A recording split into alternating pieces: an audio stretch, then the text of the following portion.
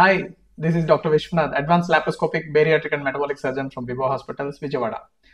నేను ఈ వీడియోలో మీకు ఒక రియల్ లైఫ్ స్టోరీ షేర్ చేయబోతున్నాను. యాక్చువల్లీ పేషెంట్ మా కజిన్. ఆయన గ్యాస్ ప్రాబ్లం అని పొత్తి కడుపులో నొప్పి వస్తుంటే 3 days నుంచి డిలే చేసి 3 days తర్వాత నాకు ఫోన్ చేశారు. ఒక పల్లెటూరులో ఉంటారు వాళ్ళు. అక్కడ లోకల్గా చూపించుకొని గ్యాస్ ప్రాబ్లం అని ట్రీట్మెంట్ చేసుకుంటున్నారు. యాక్చువల్లీ గ్యాస్ ప్రాబ్లం పొత్తి కడుపులో ఎప్పుడు రాదు.